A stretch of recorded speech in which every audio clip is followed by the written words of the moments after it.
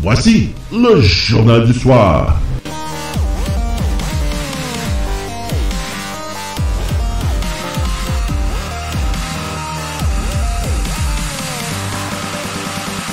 Et voici vos animateurs.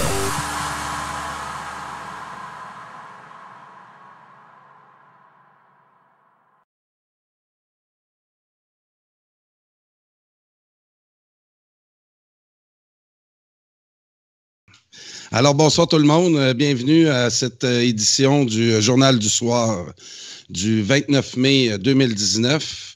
Alors, en manchette ce soir, et en remplacement de François Saint-Louis qui est en plein déménagement, ce soir, je veux vous parler du dernier sondage au niveau fédéral. On va parler là, du Parti libéral qui est encore bon premier au Québec avec plus de 14 points d'avance, près de 14 points d'avance sur ses rivaux, autant les conservateurs qui sont au deuxième rang. Donc, on va vous parler du sondage et aussi, puis par la suite, on va s'entretenir avec Hugo Girard. Je veux vous parler de deux articles du Journal de Montréal, du journaliste Steve E. Fortin, qui, à mon avis, doit écouter beaucoup Radio Infocité. Je le salue, car il a écrit deux articles. Là, ces deux derniers articles parlent de sujets là, qu'on traite à Radio Infocité depuis plusieurs semaines. Alors, je vais en parler avec Hugo. Alors, est-ce que, Hugo, tu m'entends? Oui, très bien, très bien. Salut, Carl. Salut à tous les auditeurs. Ça va bien? Oui, ça va super bien. De quoi tu vas nous parler ce soir? Ben, il y a plusieurs... j'ai plusieurs sujets, là. Oui. Dont... OK. Donc... tu voulais nous parler, entre autres, de Maxime Bernier?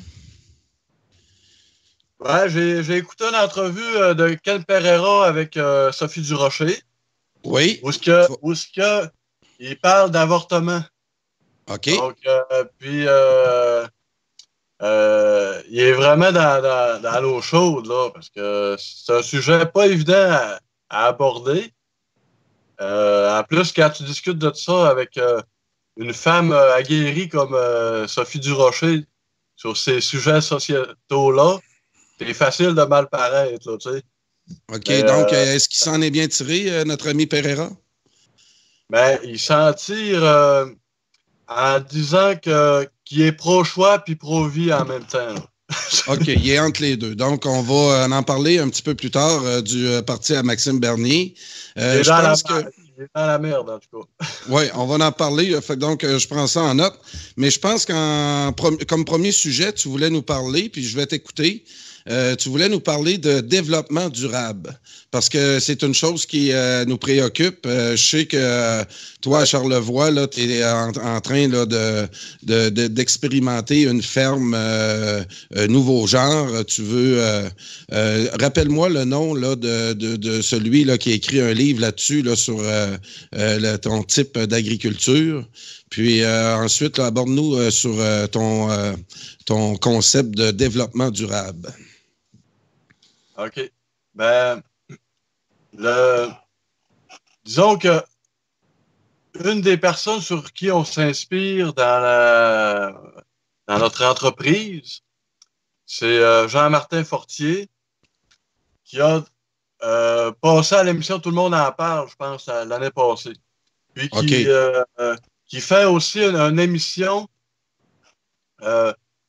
Donc, c'est un jeune homme qui a démarré une ferme en Montérégie, là, environ 12-15 ans, puis qui a monté un modèle avec sa conjointe, qu'on pourrait appeler donc, son modèle, ça s'appelle l'agriculture bio-intensive. Donc, lui, son modèle, là, son pari, c'était de faire une agriculture qui soit pas motorisée, à échelle humaine, puis qui soit en même temps rentable. Donc, c'est ça son pari. Donc, il a réalisé son pari en 12-15 ans d'expérimentation. Puis aujourd'hui, là, c'est un modèle là, au Québec. Et tu expérimentes son modèle actuellement à Charlevoix. Je sais que dans les prochaines émissions qu'on va faire ensemble, tu vas nous montrer des images là, de tes activités chez toi là, pour ta ferme. J'ai bien hâte de voir ça. Puis, fort possiblement que si je vais à Charlevoix, je vais aller me mettre les mains dans la terre, moi aussi, avec toi. Je vais aller passer quelques heures avec toi. J'adore jardiner. Puis, donc, parle-moi un peu de développement durable maintenant, Hugo. Ouais, ben c'est ça, OK. Parce que maintenant, là, on voit vraiment on a des positions extrémistes, tant du côté environnementaliste que ceux qui sont plus d'inspiration libérale du point de vue économique, qu'on appelle la droite économique, tu sais. Eux autres, c'est tout ce qui est important pour eux, c'est l'économique. Oui. Alors qu'il y en a d'autres que tout ce qui est important pour eux, c'est l'environnemental. Donc, le développement durable, moi, là, c'est ma mère qui m'a fait connaître ce principe-là, qui est décédée maintenant là, d'un cancer du sein là, depuis quelques années. Mais, donc, elle, là, avec mon père, ils ont fait vraiment comme un retour à la terre des années 70, comme beaucoup de monde à cette époque-là. Ils sont allés en Gaspésie, ils ont acheté une petite maison, puis là, ils ont commencé à vouloir, eux, être complètement autonomes. À 100%. Ça fait que là, ils faisaient tout. Ils faisaient le miel, le fromage, il y avait une vache, ils faisaient même les champignons, puis le jardinage. OK? OK. Alors, mais ça s'est avéré que c'était beaucoup, beaucoup de travail. Donc, à ce moment-là, à cette époque-là, c'est ça, c'était des gens qui étaient vraiment idéalistes aussi à cette époque-là. Là. Puis, étant donné peut-être le manque de réalisme des hippies de cette époque-là, il y a beaucoup de projets qui n'ont pas fonctionné parce que c'était, disons, pas terre à terre. Disons que la période épice, là, où on allait vivre en communauté avec des fleurs dans les cheveux, ça a été une belle époque, mais ça n'a pas nécessairement... Quand tu parles de développement durable, c'est pas un modèle qui a été très durable. Moi, qui a des oncles là, qui étaient cultivateurs dans les régions, on avait des maisons là, souvent abandonnées par des agriculteurs qui étaient achetées par des hippies. Et j'ai personnellement été témoin là, de certaines histoires. Puis ça a été une belle époque, mais c'est ça, là. Il y avait des beaux principes, mais ça a comme pas tenu. Puis là, aujourd'hui, il y a des gens comme toi là, qui reprennent le flambeau. Puis on a parlé dans des émissions ultérieures de notre dépendance au niveau alimentaire au Québec. Qui ne cesse d'augmenter. Puis, pourtant, avec tout ce qu'on a comme option au Québec, puis avec les terres qu'on possède, on pourrait sûrement avoir de bien meilleurs résultats, puis qu'on puisse manger des produits québécois en plus grande proportion.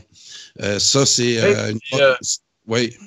Ce qui est ironique là-dedans, c'est que en même temps que notre capacité de se nourrir par nous-mêmes diminue, on est quand même en train de brûler nos terres. T'sais, on surexploite nos terres. Les terres agraires au Québec là, sont en train de se brûler. À cause de l'agriculture intensive. Oui. Avec une méthode industrielle. Donc, on surexploite nos terres, puis on a de moins en moins d'autonomie alimentaire. Donc, il y a vraiment une compétition là-dedans. Là. Oui, pour avoir habité Frampton dans la Beauce, puis Charny sur la rive sud de Québec, J'ai été à même, là, dans l'époque de M. Lucien Bouchard, il y avait eu un gros débat là, sur le cheptel porcin au Québec, qu'on voulait augmenter, qu'on voulait doubler. Puis on avait à l'époque là le marché japonais on voulait vendre nos chops de l'or aux Japonais et compétitionner avec les porcheries américaines qui ont un mode de fonctionnement industriel beaucoup plus développé que nos petites porcheries au Québec.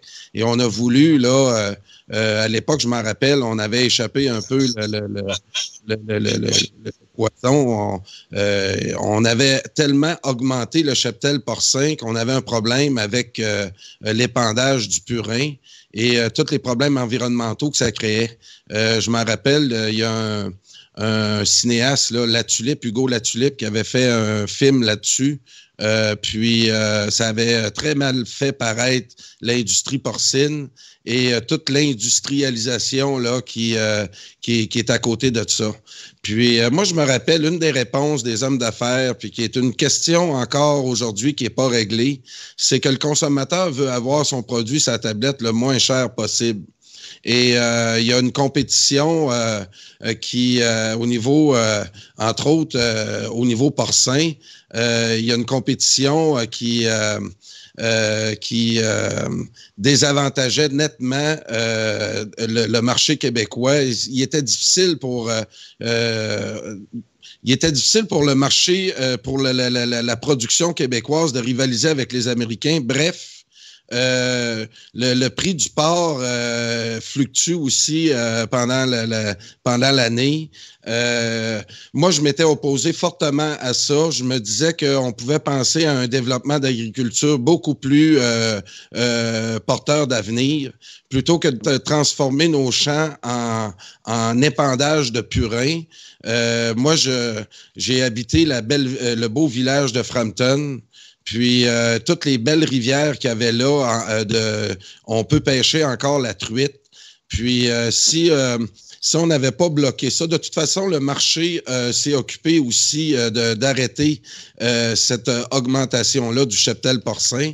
Puis, ce qu'on s'apercevait aussi dans cette industrie-là, c'est que ça appartenait à quelques intégrateurs. Des intégrateurs, c'est des gens là, qui ont un monopole de type vertical, c'est-à-dire qu'ils essaient de contrôler toute la chaîne de la production et ils achètent les quotas des cultivateurs et les porcheries, par la suite, ne font plus vivre des familles, mais des travailleurs qui pouvaient venir de la ville, venir nettoyer les installations puis repartir le soir chez lui. C'était plus du tout le modèle familial qu'on nous présente le temps là, dans les commerciaux. Oui, les intégrateurs, quand tu dis, juste pour être sûr que je comprenne bien, là, les intégrateurs, quand tu dis qu'ils contrôlent toute la chaîne, c'est parce qu'ils ont les abattoirs, ils ont les porcheries, ils essaient de tout avoir dans la chaîne. Oui, c'est ça. Puis ils sont très accoquinés avec l'UPA. Puis c'est un groupe d'intérêt et d'influence qui emmène large au Québec. Je te dirais que des fois... c'est un groupe qui peut jouer tough. Et dans le dossier porcin, quand tu disais qu'il y avait deux visions, là, il y avait une environnementaliste qui voyait tout le monde parfait là, et les hommes d'affaires qui s'occupent de développement durable, qui vont là plus pour le profit. Puis en tout cas, moi, dans le domaine porcin, ce que j'ai remarqué quand je me suis mis le nez dans le dossier, puis j'ai posé la question à des agriculteurs dernièrement, si le phénomène des intégrateurs avait augmenté depuis 20 ans ou avait diminué. Puis on m'a répondu qu'aujourd'hui, là, les intégrateurs contrôlent, certains m'ont parlé d'au-dessus de 80%. Donc, quand notre poète, comment il s'appelle, là, Histoire de menterie, là, voyons, j'oublie son nom, là, ça va me revenir, parlait que les régions se vidaient Moi, j'ai été témoin de tout ça. J'ai 49 ans. Les gars qui ont étudié avec moi à Québec ou mes chums qui viennent de la Beauce, il y en a beaucoup qui aujourd'hui sont à Montréal ou à Québec. Puis quand on me parlait de pénurie de main-d'œuvre dans les régions, je trouvais ça un peu paradoxal parce que certains nous disent que les jeunes ont quitté pour aller dans les villes pour les bonnes jobs. Puis d'autres nous disent qu'il y a une pénurie dans les régions. Revenons là, sur nos intégrateurs puis le développement durable. Moi, dans le domaine des porcins, en tout cas, il n'y a plus grand-chose de familial là-dedans, à ce que je constate. Et nos terres, Hugo Latulippe, dans son film, puis moi, je l'ai vu d'agriculteur. Quand je travaillais à Frampton, là, j'ai vu comment on gérait le purin de cochon parce que je connaissais quelqu'un qui était en charge de ça. C'est lui qui, excuse-moi l'expression, qui dispatchait les citernes remplies de purin pour aller l'épandre sur des terres qu'ils n'avaient pas eu dans l'année ou qui parce que tu peux pas les arroser, mais tu peux pas les arroser 3-4 fois là, au besoin. C'est aux besoins de la terre. On est supposé d'arroser aux besoins de la terre, mais moi, on a remis ça beaucoup en doute. Est-ce qu'on répond aux besoins de l'industrie porcine pour l'étendre? Puis les terres en ont vraiment besoin de cette quantité-là. Puis on découvre que c'est vraiment pas... ça semble être très, très louche. Là. On a des terres qui sont brûlées. Dans le temps, il y a 20 ans, il y avait un phénomène là-dessus. Puis aujourd'hui, ça n'a pas l'air d'être réglé. Ça, l'épandage, j'imagine aussi qu'il y a la capacité de la terre à retenir... je veux dire, si tu étends sur une terre, sur un sol nu qui est mort, là, qui est brûlé, c'est des sols qui ont moins la capacité de retenir les épandages. Aussitôt qu'il y a une pluie, il y a un ruissellement, puis ça se ramasse dans les rivières, donc ça se ramasse dans les lacs. Puis ça me faisait penser aussi avec le phénomène des inondations, là. Maintenant, on veut moins construire sur le bord des rivières inondables. Mais il me semble que ça serait l'opportunité de faire des belles bandes vertes le long des cours d'eau avec des parcs ou des. Écoute, ça fait des milieux humides. Des milieux humides, c'est vraiment excellent pour la santé des cours d'eau. Oui, parce que les inondations, on oublie souvent que ça pollue énormément le cours d'eau là, quand l'eau s'en va sur des résidences. Puis, qu'est-ce que je voulais te dire donc là-dessus? Ah oui, moi, à Belleuil, là, à la crue des eaux cette année, puis j'aimerais que les auditeurs le remarquent aussi, je ne dois pas être le seul qui remarque ça, l'eau qu'on prend dans la rivière est beaucoup plus polluée.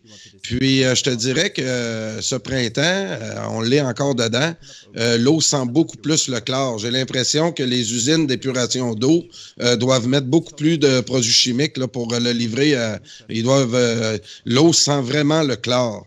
Puis, donc, qu'est-ce qu'on disait là-dessus, Hugo? Je trouve qu'au Québec, là, on est gros sur l'environnement de l'air comparé à ce qu'on devrait l'être sur la terre. L'eau, là, tu sais, la qualité oui, puis de l'eau. prendre soin de notre terre. L'eau, c'est ça. L'autre chose, Hugo, à cette heure, on nous rassure. Il y a eu des changements dans l'industrie porcine, entre autres parce que les gens se plaignaient beaucoup de l'odeur. Donc, on n'a pas réglé les problèmes de quantité.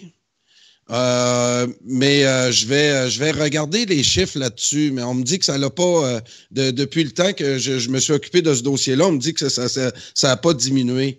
Mais entre autres, les citernes de purin, on mettait les jets en haut des citernes. Quand on épandait, ça prenait plus dans le vent, puis ça sentait plus. À cette heure, on met les jets en bas.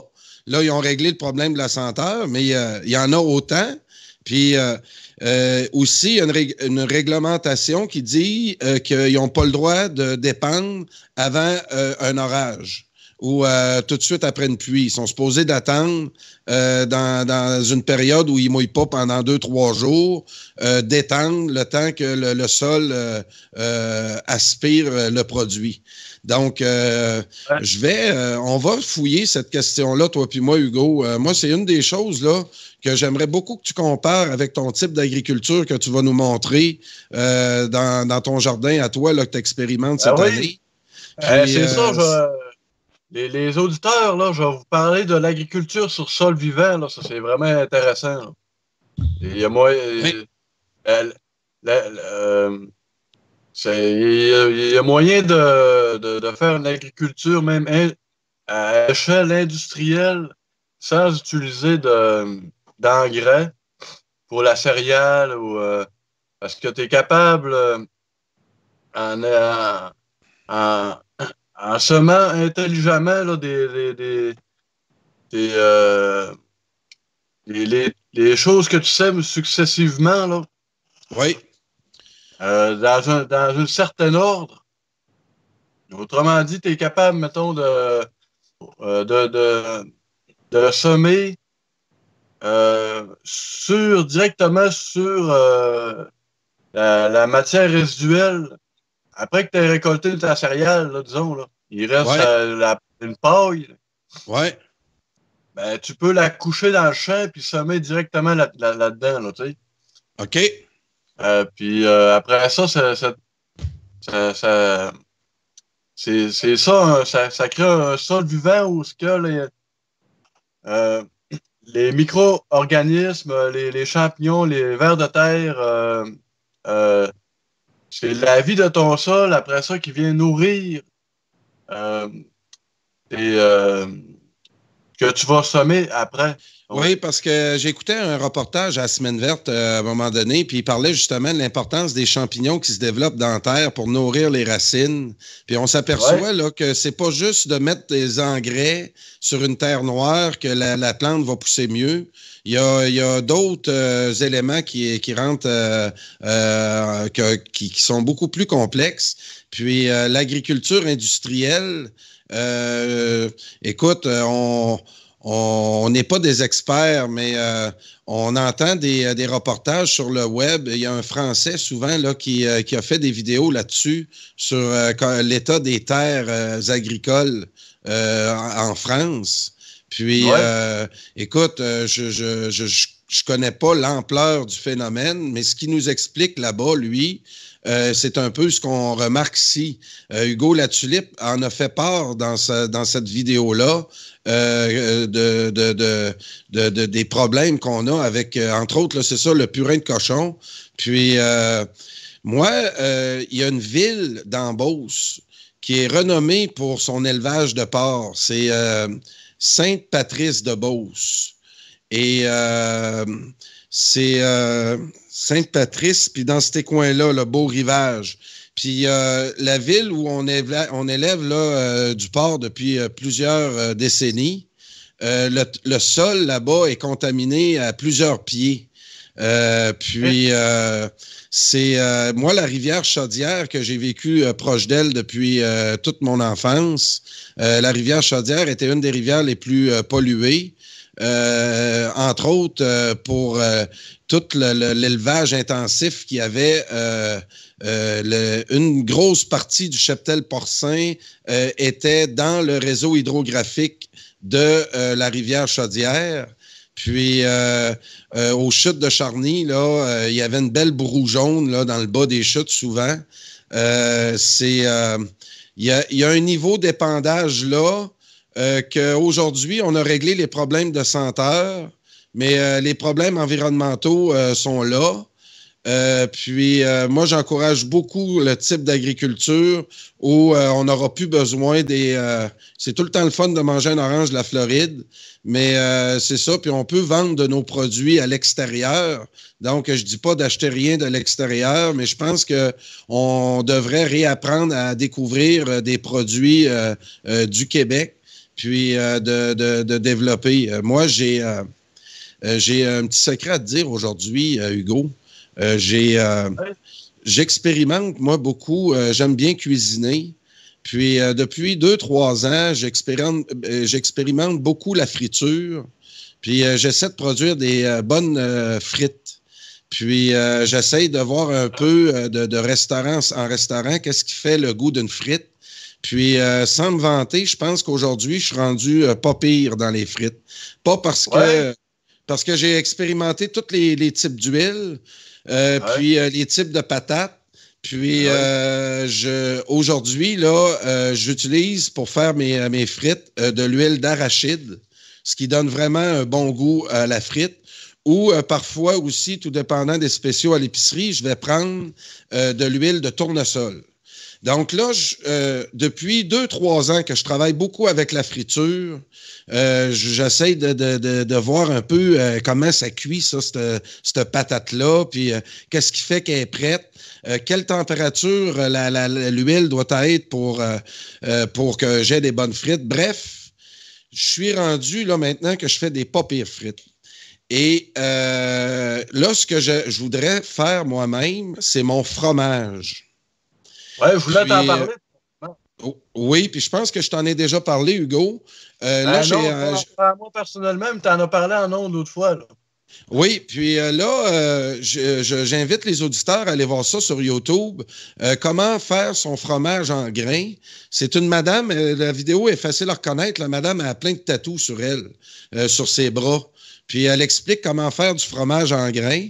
La recette qu'elle montre sur YouTube, là, c'est un 4 litres de lait. Donc, je veux expérimenter ça 2-3 fois dans ma cuisine. Là, je suis en déménagement, là, c'est pas le temps de faire ça, mais dans les prochaines semaines, je suis en train de me documenter sur comment faire des fromages. Puis, ma première recette que je vais essayer, c'est du mozzarella. Parce qu'il y a des catégories de fromage. Hein. Il y en a qui sont plus durs que d'autres à faire. Puis le plus facile, dans les catégories des fromages les plus faciles, le mozzarella est un des fromages les plus faciles à faire. Donc, je veux aller me chercher là, un 4 litres de lait chez un habitant. Puis, je veux faire ma première recette personnelle de mozzarella. Puis, je veux essayer ça 2-3 fois. Si ça va bien, écoute, ça prend pas beaucoup de matériel. Ça prend un chaudron, puis ça prend un thermomètre. Puis un couteau là, pour couper là, quand ça durcit. Il y a 2-3 petites procédés là-dedans. Mais je vais expérimenter ça. Puis, je me suis renseigné un peu sur des gens au Québec qui font du fromage en grains. On sait qu'il y a toutes sortes de grosses compagnies qui font du fromage en grains, mais j'ai découvert dans mes recherches qu'il y a des gars qui ont une remorque avec toute l'installation pour traiter 400 litres de lait. Puis, si vous allez voir sur les sites, là, le gars, les cultivateurs, au lieu de jeter leur lait, quand ils ont un quota, mais les vaches ont trop produites, au lieu de jeter le lait, on appelle ce monsieur-là pour se rendre chez les cultivateurs et il fait des batchs de fromage pour le cultivateur qu'il consomme lui-même ou qu'il remet dans d'autres produits. Là. Je ne connais pas tout l'aboutissement mais ça lui prend environ 4 heures. Il utilise, lui, là, il est équipé pour faire jusqu'à 400 litres de lait.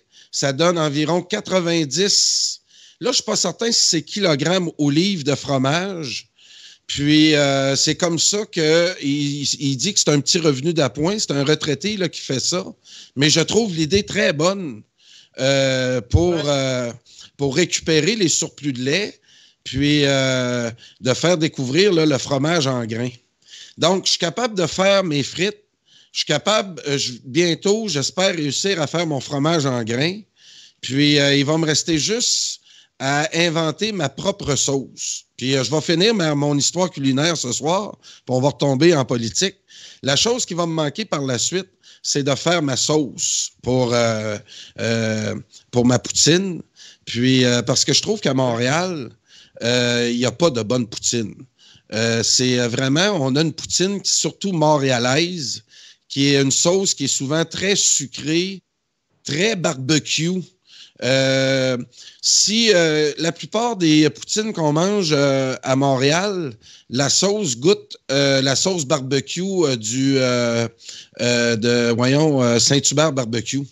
Un genre de petite sauce sucrée qui goûte pas grand-chose. Puis moi, quand je vais à Québec, un des rituels que je fais, c'est d'aller manger ma poutine chez Ashton. Puis ceux qui connaissent aussi, bien... C'est ça que j'allais dire. Puis la poutine chez Ashton, il y a des très bonnes frites. C'est ce que j'expliquais à un restaurateur. Il y a du fromage en grains frais environ. Pour que c'est rare que tu vas manger une poutine chez Ashton puis que le fromage va commencer à sentir un peu qui sera plus croquant puis tout ça. Donc, il y a tout le temps du fromage frais. À Montréal, quand tu vas chez certains restaurateurs, pas les nommer, là, souvent, tu as un fromage là, qui est resté dans le frigidaire pendant 3-4 jours, puis ça donne vraiment pas le même goût. Puis une des choses aussi à Montréal qu'ils n'ont pas compris, des poutines souvent faites par des nouveaux arrivants. La poutine va souvent être dans une soupe. On va mettre beaucoup de sauce, beaucoup de frites. On va souvent miser sur la grosseur et non pas la qualité. Tandis qu'à Ashton, son format est beaucoup plus petit, un petit peu plus dispendieux que les poutines à Montréal. Et l'autre chose, comme je t'ai dit, la sauce, elle est beaucoup trop sucrée. Puis, c'est ce que j'ai dit à certains restaurateurs là, du Kurdistan que j'ai connus dans les dernières semaines. Des gens charmants. Puis, je leur ai dit que je voulais aussitôt que j'allais avoir mon fromage expérimenté, que j'allais avoir avec mes amis kurdes une soirée goûtée de ma poutine. Je veux faire mes propres frites, mon fromage en grains, puis ma propre sauce, qui va être beaucoup moins sucrée, puis qui, à mon avis, là, va ressembler un petit peu plus à la sauce de chez Ashton. Toi, qui est un gars de Québec, là, il y en a un Ashton à Charlevoix aussi, je pense. Hein? Moi, là, je viens du Saguenay. Oui.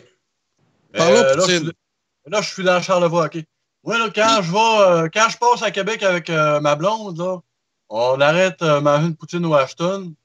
Puis ma blonde, elle prend la sauce plus type hot chicken. Et moi, je prends la sauce barbecue piquante un peu. Là.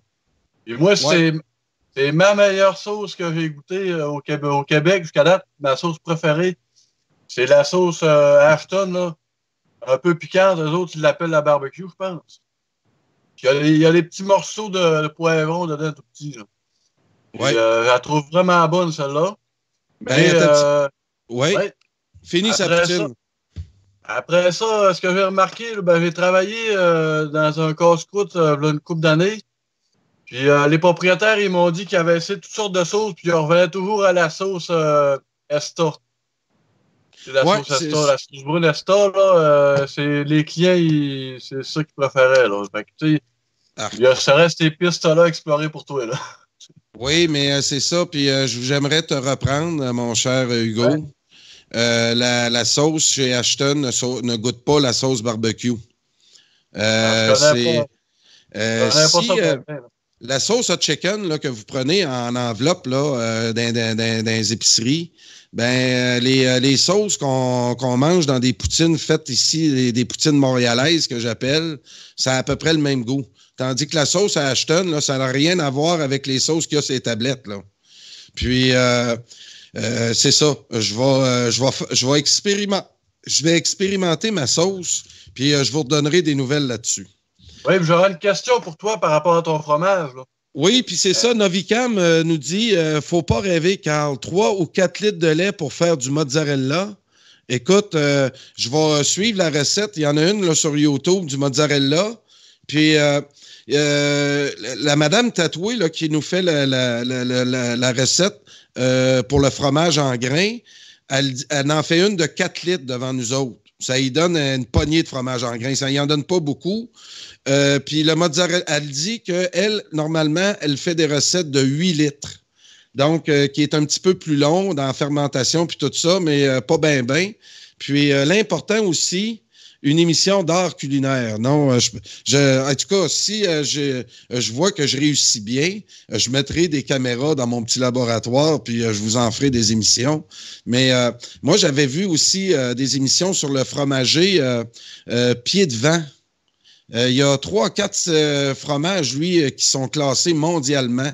C'est un monsieur je pense, dans le coin de Kamouraska. Qui, lui, a ses propres vaches. Lui, il s'était fait écœurer à l'époque du lait cru que le fédéral voulait interdire. Il avait fait peur au monde, disant que ça pouvait empoisonner le monde. Lui était un des leaders là, qui s'était opposé à ça. C'est un gars qui a étudié en chimie. Il est encore là sûrement. Il doit produire son... Je me rappelle pas le nom de son fromage. Je crois que c'est Pied de Vent. Puis il y a 3-4 autres fromages qui sont réputés à travers le monde. Puis c'est un Québécois qui le fait. Puis je m'intéresse beaucoup à ça. L'autre idée, ce que j'ai appris dans le fromage, essentiellement, c'est un thermomètre que tu as besoin. Puis c'est de contrôler ta température. Faut surtout pas l'échapper, passer, hein, ils le disent un peu, 38 à 39 degrés. Passer ça, tes microbes, t'es tues, t'es brûles. Parce que... Là, toi, là, tu vas-tu le faire avec du lait cru? Oui, tu vas te chercher du lait cru directement? Puis est-ce que tu as besoin d'une souche de champignons qu'il faut que tu mettes là-dedans ou non? Il y a des produits qui se vendent. Tu peux l'acheter aussi d'un habitant. Il y a toutes sortes de façons là, de faire cailler ton lait. Puis par la suite, tu as un produit, je me rappelle plus du nom, là, je ne veux pas dire de niaiserie. Une fois que tu as mis tes microbes, là, les microbes, ils digèrent ton lait, ton lactose.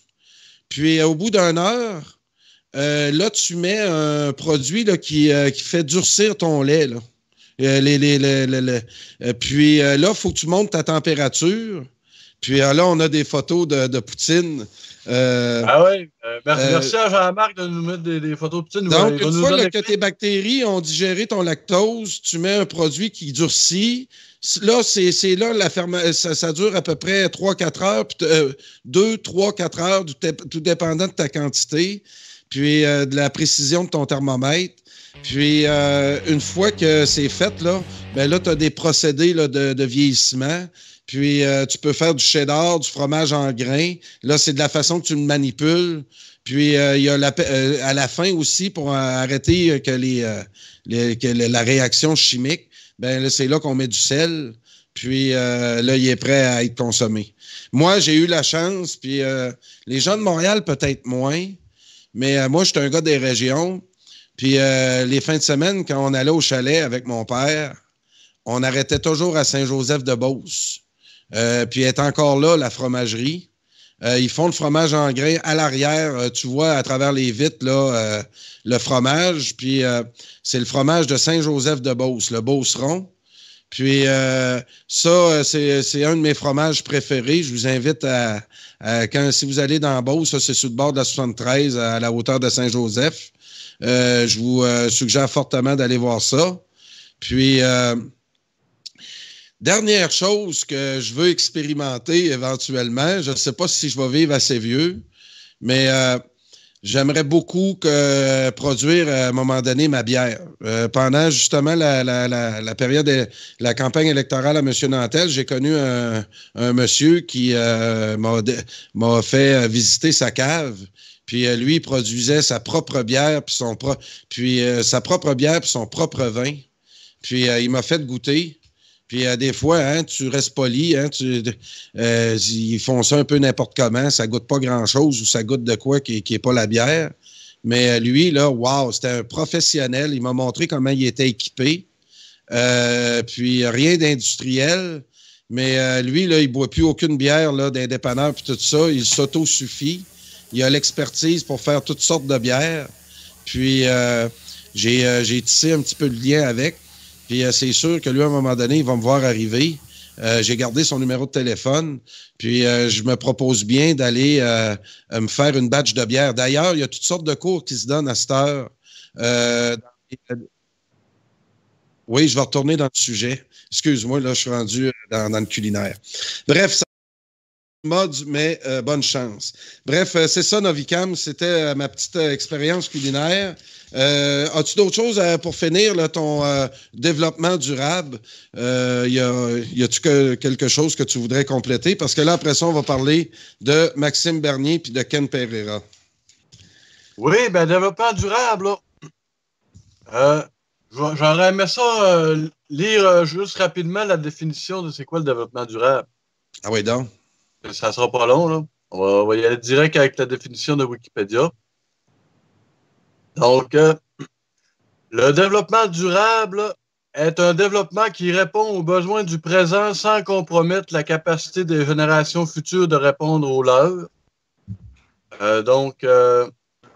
C'est ça, il y a trois notions importantes dans le développement durable. Il y a l'économique, l'environnemental puis le social. Donc, c'est les trois dimensions qu'il faut qu'ils soient respectées pour qu'un projet se qualifie en développement durable. Et comme, mettons, ton projet de fromagerie, là, ouais. tu pourrais l'analyser sous le spectre du développement durable. Là, tu sais. Tu dirais, bon, ma fromagerie, est-ce que c'est économiquement viable? Est-ce que c'est environnementalement, là, c'est soutenable à long terme? Est-ce que ça va compromettre les générations futures? Puis après ça, il y a la notion sociale, là, cette notion-là, je maîtrise moins bien, là, mais bref, il y a cette dimension-là sociale aussi qu'il faut que soit respectée. Puis ça me fait penser, tantôt peut-être j'en reparlerai, mais Alexis Cossette-Trudel, il a amené une notion que j'ai trouvée vraiment bonne là, dans son émission d'hier ou avant-hier. Il a parlé d'empreinte culturelle. Comme on parle d'empreinte carbone, là, oui. Il a amené la notion, je ne sais pas si c'est lui qui l'a inventé, mais c'est lui qui en a parlé dans son émission, l'empreinte culturelle. Donc, comme, disons, mettons qu'il y aura une immigration qui laisserait une plus grosse empreinte culturelle qu'une autre. Tu sais, il y a des compatibilités. Donc là, comme par exemple, toi, ton projet je pense, de faire ton fromage, tout ça, d'après moi, là, l'empreinte culturelle, là, il n'y en a aucune, là, parce que c'est 100% québécois, tu sais, c'est de la poutine, tu sais. Donc, je pense que je vais pousser cette nouvelle notion-là d'Alexandre Cossette-Trudel, l'empreinte culturelle. Veux-tu continuer à expliquer un peu l'empreinte culturelle? C'est parce qu'effectivement, comme là, les Québécois, les Français ont émigré pendant le régime français. Ça l'a fait une empreinte sur la vallée du Saint-Laurent, puis une bonne partie là, de l'Amérique du Nord, du Mississippi. Puis là, là, on s'est rapetissé. L'empreinte culturelle, ça recoupe quoi, là, des concepts d'immigration? C'est... la manière qu'il en parlait, Alexis Cossette-Trudel, c'est que, dans le fond, il y a des immigrations, des types d'immigration qui laissent une plus grande empreinte culturelle, comme de la même manière que différentes industries qui laissent une plus grosse empreinte carbone, tu sais. Donc, qui ont un plus gros impact sur l'environnement négatif. Donc, par exemple, oui, vas-y. Comme si on prend une immigration, disons, française, l'empreinte culturelle, il est quasiment à zéro, là. Parce que si on a la même langue, on est culturellement chrétien, si on veut. Oui. Pas nécessairement pratiquant, mais bon, on a le même... la même souche culturelle, si on veut. C'est ça se fonde assez facilement dans le paysage québécois, francophone. Après, c'est ça. Après ça, mais si on prend d'autres populations européennes, là, il y a d'autres compatibilités. Tu sais, il y a ceux qui sont plus latins, je pense. C'est ça. Comme par exemple, les Irlandais, on s'entend super bien avec les Irlandais. D'habitude, les Québécois, les Irlandais, ça fonctionne super bien. Je salue mes amis irlandais de Frampton. À Frampton, là, on est dans une des régions, puis malheureusement, avec certaines lois du gouvernement Charest, on ne l'aura plus, mais ça va changer, je pense, assez rapidement. On est dans des régions où il y a eu assimilation française. Les Meller, les Burns de Frampton, toutes la deuxième, troisième génération, ça parle 100% français. Même il y en a qui ont perdu un peu leur anglais. Mais c'est l'empreinte culturelle aussi. On va même en France, là, les Bretons, on s'entend super bien que les Bretons, les Québécois, tu sais. Oui. Tu vois tout de suite là, que on sent une familiarité, là, tu sais. Oui. On n'a même pas besoin de se parler bien, là. Ça connecte tout de suite. Donc, des empreintes culturelles, on va maintenant parler de monsieur Maxime Bernier. Moi, je voulais qu'on parle de Maxime Bernier. Je voulais qu'on parle du dernier sondage de Québec 125. Je te donne les résultats de ce sondage-là. Là. C'est les derniers là, qu'on a en date d'aujourd'hui. Alors, ce qu'on apprend dans ce sondage-là, c'est que le Parti libéral, le dossier de SNC-Lavalin, là, qui est revenu un peu aujourd'hui, mais semble être déjà du passé, un gain de 6,6 % au Québec. Le Parti libéral monte. On remarque que c'est encore dans la marge d'erreur, mais on peut pas. Il baisse pas, en tout cas, dans les sondages. On a le Parti conservateur qui est à peu près pareil, là, moins 0,1, là, on peut dire que ça stagne. C'est quoi le pourcentage, c'est quoi? Hein? Le pourcentage des conservateurs, 21,8. Et puis les libéraux? Les libéraux, c'est quoi? 35,4, les libéraux. Alexandra est ici avec nous, hein? Je ne sais pas si on pourra l'accueillir rapidement. Là. Oui, OK. Donc, aussitôt que je la vois, là, on va la saluer. Donc, c'est ça. Les conservateurs sont à 21,8 %. Ils sont à peu près au même niveau. Le Bloc québécois, ça stagne à 18. Quand on regarde le score là, du Bloc québécois, ça ressemble beaucoup aux élections provinciales. Rappelons-nous, là, puis même c'est pire. Parce que dans les sondages, juste avant l'élection, on mettait le Parti québécois à 21-22 %, certains même 24 dans l'électorat, puis ils ont scoré 17. Puis si ça fait la même chose, 18,9. Puis on sait que il y a beaucoup de votes péquistes qui, dans les derniers jours de la campagne, ont traversé du côté de la CAQ. J'en parlais à François Saint-Louis hier. Il y a beaucoup d'indépendantistes hors de la région 450 qui vont voter conservateur en ce moment si la situation ne change pas. Si les indépendantistes puis les bloquistes sont pas plus originales dans leur approche, ils vont rester à 18,9. Puis ça peut descendre plus bas parce qu'on est au niveau fédéral. Maxime Bernier, t'as combien, Maxime Bernier, au Québec? Maxime Bernier, il a baissé de 0,1, puis c'est au Québec, il est toujours à 3 %, notre ami Maxime. Puis moi, j'ai des contacts dans la Beauce. Je vais en parler un petit peu avec Stéphane Poulain demain à l'émission de sport, notre journaliste Beauceron, notre journaliste sportif Beauceron. Il suit bien la politique là-bas. Mais Maxime Bernier, dans les sondages, dans son comté, il n'est pas certain de passer.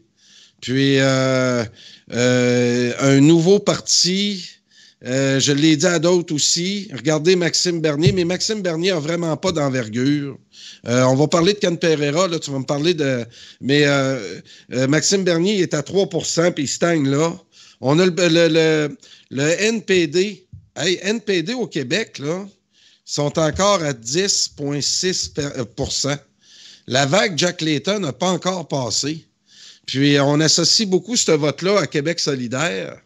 Puis, Québec solidaire a scoré aux alentours de 20. C'est la première fois qu'on les voit haut de même au Québec. Ils sont quasiment à 10 % à 9,8 %.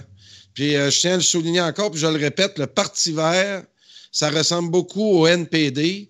T'as truffé de groupuscules de toutes sortes qui n'en ont rien à cirer de l'environnement, ou en tout cas...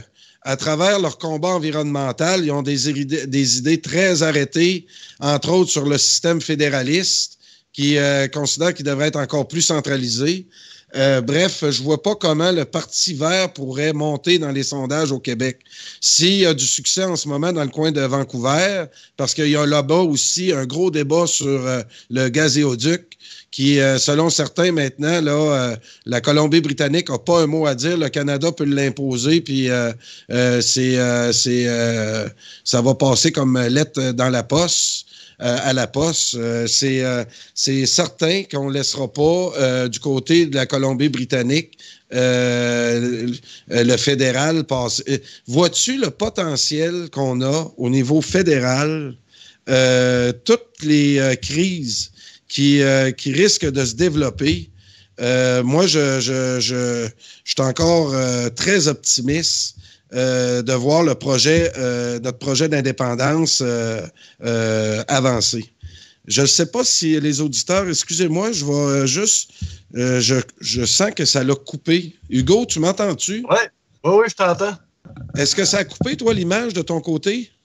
Attends un peu, là, je vérifiais en même temps qu'on se parle sur le YouTube. Ça l'a coupé, hein? Mais on nous entend toujours. Hein? Ah, OK. On n'est pas sur YouTube. OK, mais sur le poste, OK, on continue. Mais donc, on est sur la radio, j'imagine. Donc, c'est ça, au niveau fédéral, puis on va revenir à Maxime Bernier. Tout le dossier du pétrole va chambarder complètement ce pays-là. C'est la géopolitique qui nous le dit aussi.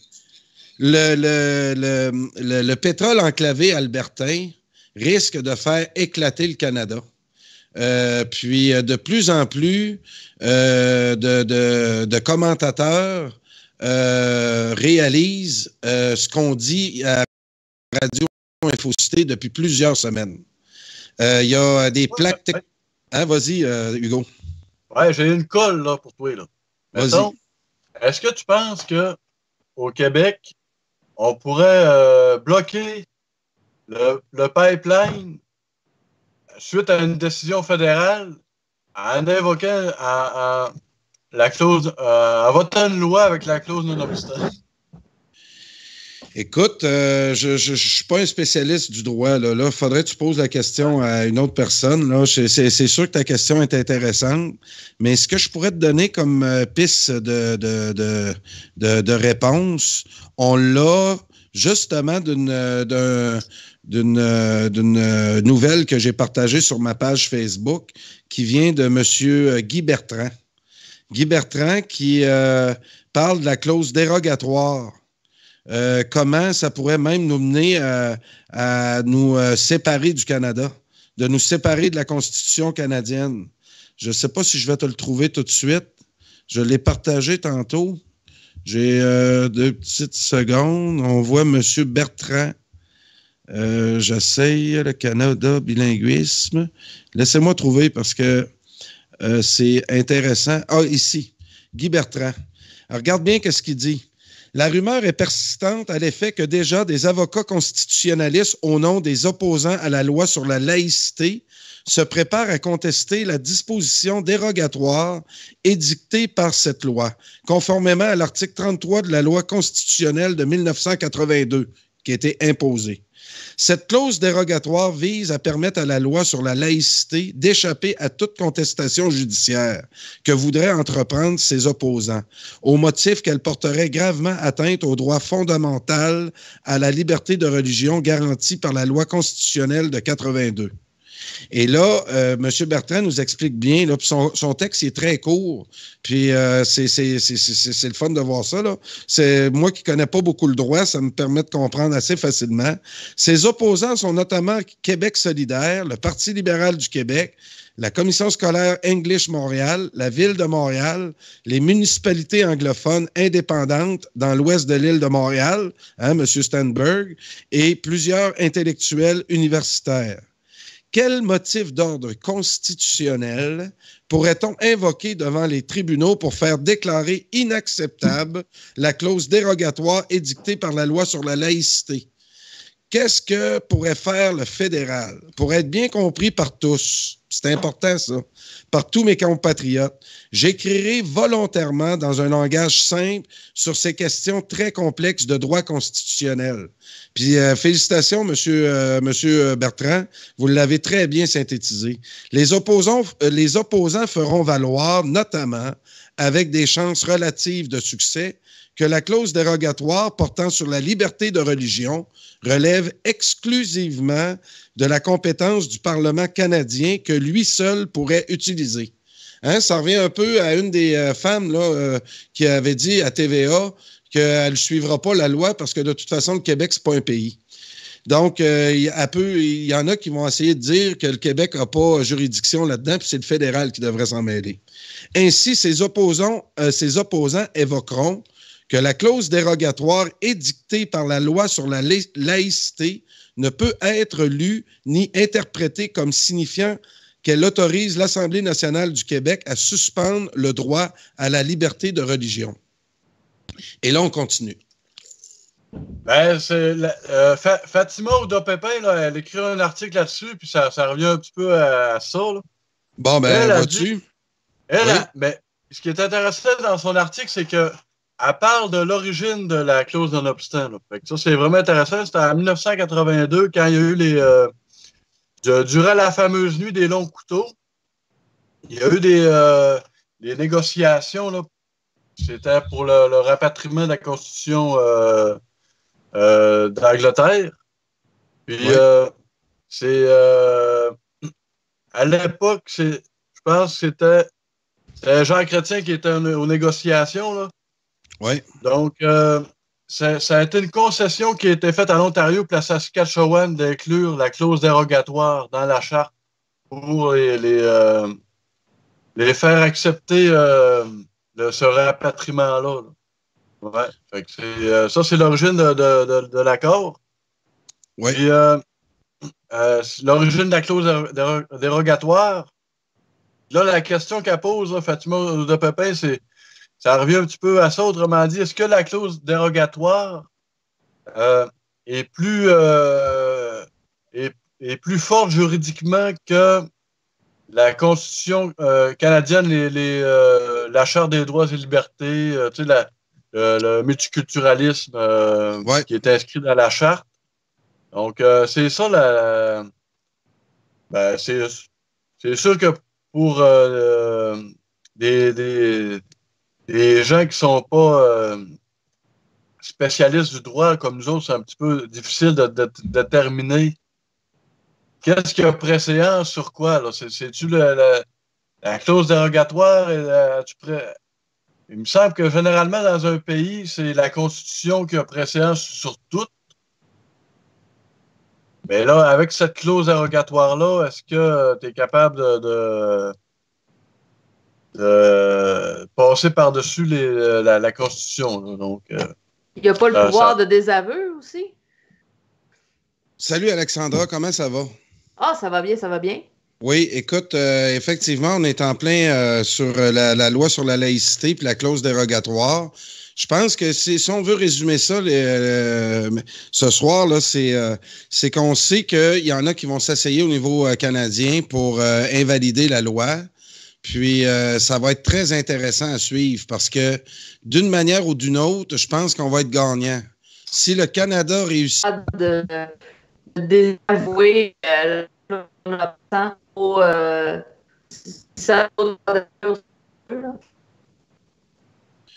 Moi, je ne sais pas si les auditeurs entendent bien Alexandra, mais j'entends très mal Alexandra, moi. Ouais, moi aussi, j'entends très mal Alexandra. Je ne sais pas si c'est de ton côté, là. Je veux juste savoir si les auditeurs... Je pense que tu avais le même problème technique l'autre jour. Tu avais fait quelque chose et ça avait réglé le problème. Je ne sais pas si tu pourrais refaire la même opération. Oui. C'est mieux comme ça? Non, moi, en tout cas, je t'entends. On dirait que tu parles dans un tuyau d'accuses. Oui, vas-y, parle, Alexandra, parce qu'en ce moment, ça va pas. OK, maintenant, ça va pas du tout, là, ça va? Oui, là, ça va un petit peu mieux. Ouais, c'est mieux, là. OK. Non, je sais pas, il est capricieux un peu, Skype. Des fois, il faut juste changer le paramètre du micro. Là. Oui, puis de pas trop. Je sais que des fois, il y a des micros qui sont très sensibles, Alexandra, si tu bouges, si tu avances la tête puis tu reprends ton micro, essaie de garder toujours la même distance. Ça peut aider aussi. Mais comme ça va mieux, là? On entend bien? On entend mieux. OK. Donc, c'est le pouvoir de désaveu du fédéral qu'on craint. On pense qu'il peut y avoir ce pouvoir-là, le fédéral, puis invalider tout ce qui peut se passer dans les provinces. Vrai ou pas vrai, Alexandra? Bien, d'après ma compréhension de ce pouvoir-là, c'est ça que j'avais compris, là, c'est qu'ils se sont mis une clause pouvant surpasser la clause non-obstant. Là. OK. Donc, c'est ça. Là. Puis, pour revenir à Maxime Bernier, puis Ken Pereira, Hugo, peux-tu nous parler un peu de l'entrevue qu'il a donnée avec Sophie Durocher? Ça m'intéresse parce que je dois te dire que le début là, de Ken Pereira en politique s'est fait assez difficilement. On a reproché, là, entre autres aux journalistes présents là, à l'annonce des premiers candidats de Maxime Bernier au Québec. Et Ken Pereira était son gros nom. On s'est plaint beaucoup. Stupid, j'ai écouté quelques clips là, que Stupid a produits là-dessus. On crie au loup, on crie vraiment là, qu'on n'a pas parlé du programme de Maxime Bernier. Donc, c'est malheureusement, là, je peux difficilement accepter là, ce raisonnement-là. Bienvenue, Maxime Bernier, dans la cage au lion. Puis, j'aime pas trop l'attitude d'un politicien qui se fait poser des questions difficiles. Là, ça fait partie de leur quotidien. Puis, c'est de leur capacité à rebondir là-dessus et de ne pas pleurnicher par la suite. On va exactement dans le même créneau. Moi, je me rappelle à l'élection provinciale Citoyens au pouvoir, il criait constamment contre les masses médias, mais évaluait le succès de leur campagne ou d'un événement par la couverture des masses médias. Et il se plaignait tout le temps que les masses médias ne venaient pas les couvrir. Puis moi, je suis un de ceux qui dit, puis c'est pour ça que je suis là ce soir à vous parler, qu'il faut développer d'autres réseaux d'information pour essayer de contrebalancer ça, puis arrêter d'être à la remorque des masses médias. Parce que sinon, on tombe dans le même piège que le Front National en France qui a voulu se dédiaboliser pour plaire au système. Puis, en faisant ça, a complètement perdu son âme et sa raison d'être. Oui, Alexandra. On est bien mieux de rester nous-mêmes, puis pour faire nos communications, on est mieux de trouver des moyens alternatifs plutôt que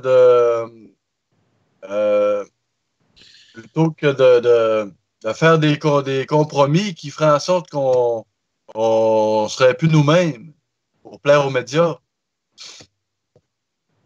Moi, je suis un peu plus ambigu là-dessus. Je pense que l'effet des médias de masse a un peu les mêmes conséquences pour les personnes qui ont beaucoup d'attention. Je pense à Justin Trudeau qui se fait détester par pratiquement tout le monde maintenant. Puis c'est souvent pour des raisons complètement opposées. Les pro-environnement le détestent, puis les pro-pétrole le détestent, les Autochtones le détestent. L'armée le déteste.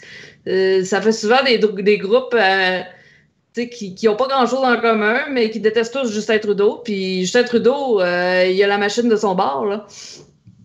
Ah oui. Ouais, mais il est à 35% au Québec encore, pareil. Là, ça, en tout cas, c'est-tu vrai, ça? En tout cas, moi, tous ceux que je connais n'aiment pas Justin Trudeau, puis ils sont loin de partager tout ce que je pense. Là. Moi, j'ai du monde proche dans ma famille qui sont vraiment, vraiment, vraiment, vraiment gauchistes, sociales, féministes, tout le kit, puis ils détestent Justin Trudeau. Là. Non, puis écoutez, Justin Trudeau qui veut se montrer plus blanc que blanc, ouvert sur le monde. C'était une des grandes vedettes des mondialistes, là, dans le trio Clinton, Trudeau, Merkel. Il y a 4-5 ans, là, on était encore à l'âge d'or de cette pensée-là. Mais moi, j'ai l'impression qu'il commence à avoir du sable dans l'engrenage. Puis, c'est à nous là, de pousser là, la rhétorique qui vient contrebalancer là, 30 ans au Québec de politique assimilante que si on ne se réveillait pas, là, on allait disparaître tranquillement. Puis, il n'y a rien qui est joué aussi à ce niveau-là. Là, on a un débat sur la laïcité qui nous permet là, de nous allumer, mais je ne voudrais pas que ce soit ce débat-là qui nous définisse par la suite pour nous mener à ce qu'on travaille depuis plusieurs années, c'est-à-dire l'indépendance. Puis qu'est-ce qu'elle va avoir de l'air, l'indépendance? Ben, ça sera au leader là, de l'expliquer à la population, mais chose certaine, le régime fédéral, je pensais pas de vivre ça de mon vivant parce que là, depuis le référendum, là, effectivement, je me disais, tabarnouche, ça se réalisera jamais. Mais depuis une couple de mois, avec l'arrivée de Justin Trudeau, les indépendantistes, là, on n'a rien fait, là. Il y a pas, on n'a pas un grand leader encore nationaliste là, qui nous a allumés. C'est nos adversaires qui la partie était rendue tellement facile, ils se sont mis à négliger leur argumentaire et puis moi, je pense qu'aujourd'hui, là, c'est en train de leur péter en pleine face. Il y a tout juste moi qui le vois, que le fédéral est en train de se mettre à dos plusieurs provinces. Le délire de Justin Trudeau est en train vraiment, le manque de leadership de ce gars-là, le rêve qu'il tentait parce que même s'il il mène au Québec le Parti libéral de Justin Trudeau, dans le reste du Canada, moi, François Saint-Louis l'a dit hier, puis je suis très d'accord avec lui, le prochain premier ministre du Canada, puis préparons-nous tout de suite, c'est Andrew Scheer.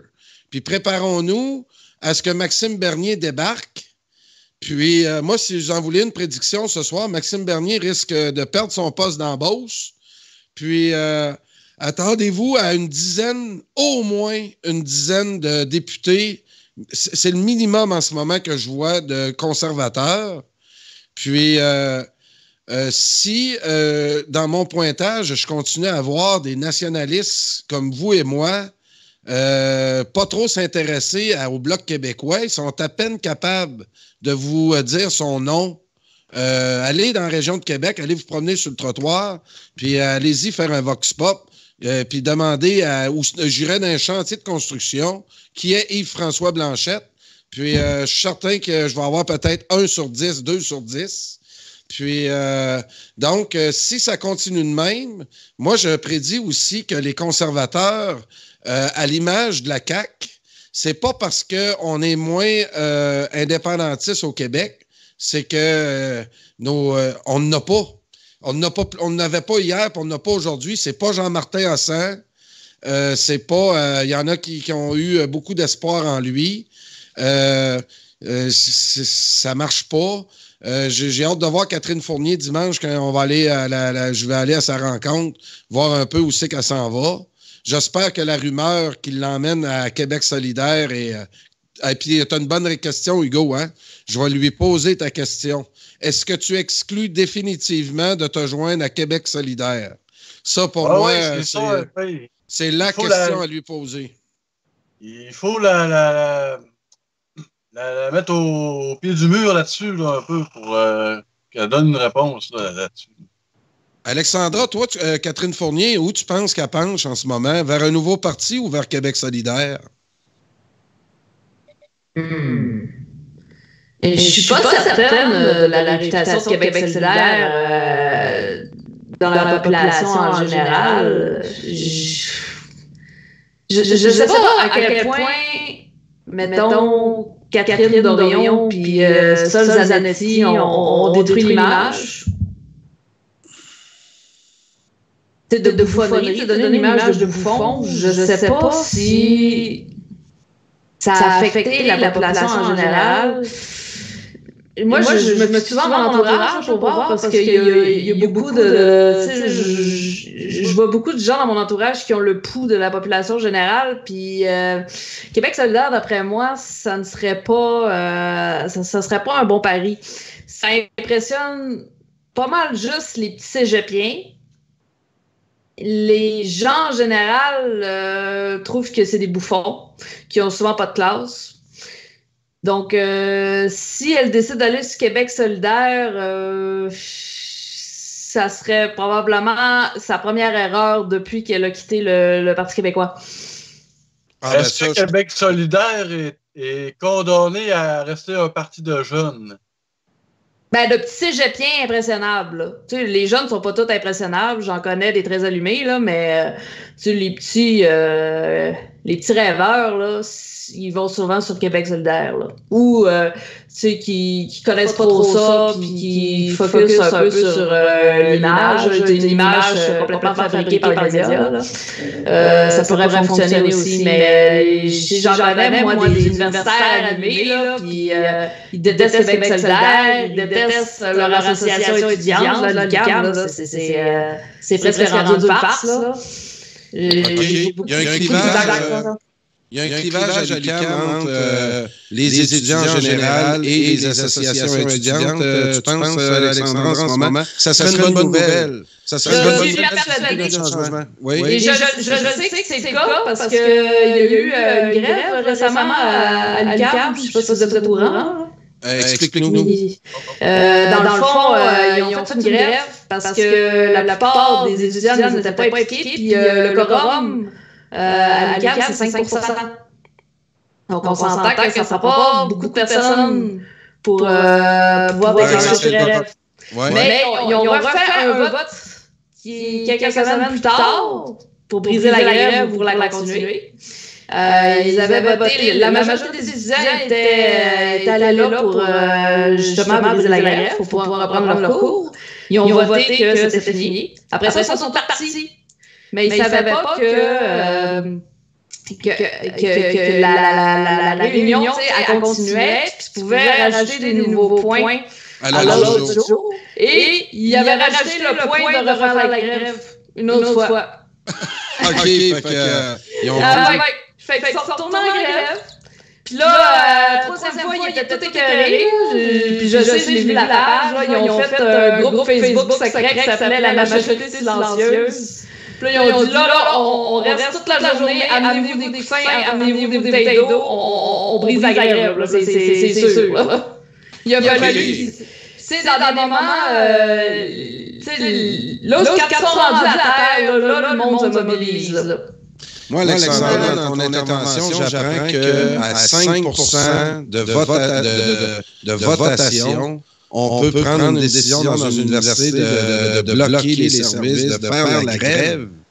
Tu étais en train de dire que, mettons, qu'à l'UQAM, il y a combien d'étudiants à peu près à l'UQAM? 50 000, mettons 50 000, je ne sais pas le chiffre. Mais 5%, c'est complètement ridicule.